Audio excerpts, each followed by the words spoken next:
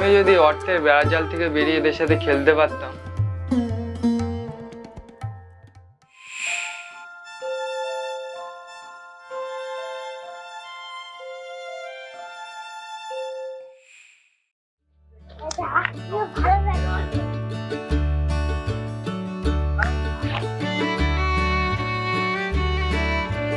কে বলটা মারলো? কত ছাড়া বেয়াদব ছেলে, দেখে শুনে খেলতে পারো না? বলটা ভিতরে এসে লেগে যেত যদি কাজে লাগতো। ধরো বল, পরবর্তী খেলা বন্ধ করবো তোমাদের।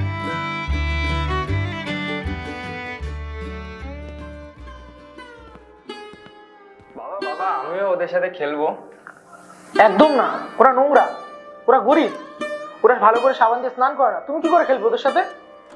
বাবা, ওরা গরিব হতে পারে, নোংরা হতে পারে, কিন্তু ওরা বেশ আনন্দে একসাথে খেলাধুলো করে, আর আমি খাঁচায় বন্দি এক পাখি। তোকে বন্দি করে রেখেছি, তোকে ভালো স্কুলে পড়াচ্ছি, তোর ছোট বড় ইচ্ছাগুলো পূরণ করছি তোকে খুশি রাখার জন্য, এরপরও?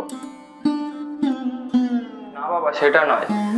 আমার ওই একা একা ফোন নিয়ে আর খেলতে ভালো লাগে না, আমাকে একটু মুক্ত আকাশে উঠতে দাও।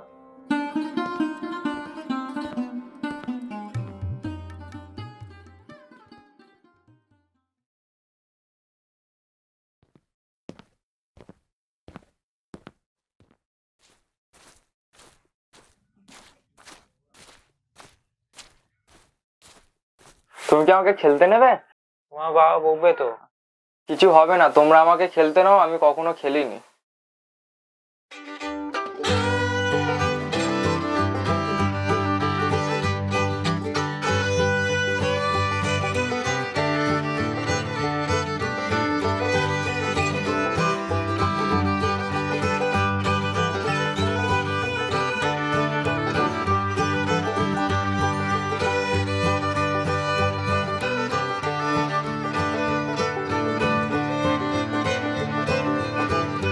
ভাই জানিস তো, কালকে 25শে ডিসেম্বর বড়দিন, কালকে সান্টা ক্লজ গিফট দেবে। দাদা, বড়দিন কি? আমি তো জানি না। বড়দিন হচ্ছে 25শে ডিসেম্বর, যীশু খ্রিস্টের জন্মদিন। বাড়িতে কত ভালো ভালো রান্না হয়, কেক কাটা হয়, আর স্কুলে ছুটি থাকে। আমাদের তো অত টাকাও নেই, আমরা কেকটাকেও কাটতে পারি না, আর বড়দিনই পালন না।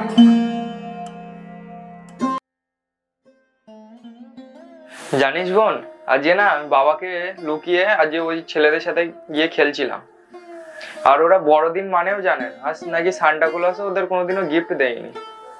সান্টা তো আমাকে কখনো গিফট দেয়নি, আমি মেয়ে বলে হয়তো। সত্যি বোন, তুই কখনো গিফট পাসনি?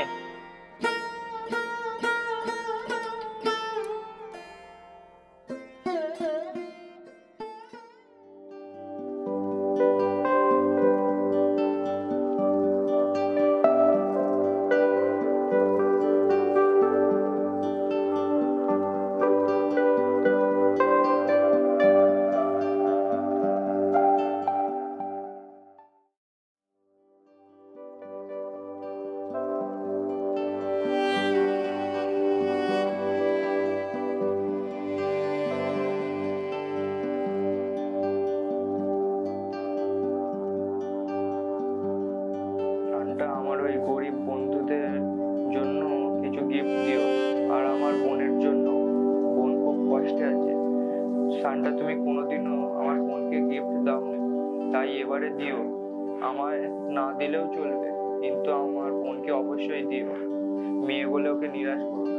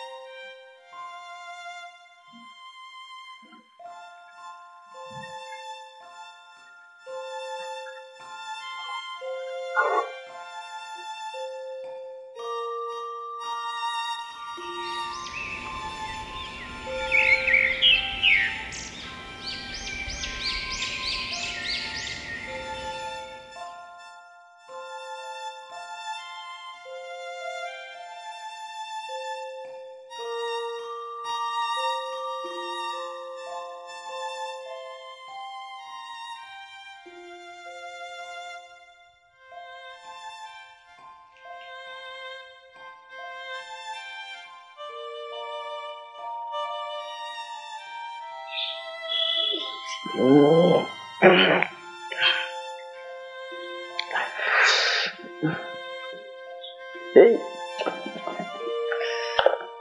যাক, সান্তাকে চিঠি লিখেছিলাম, সান্তা তাও গিফট গুলো দিয়েছে। যাই সবাইকে গিয়ে বলে আসি।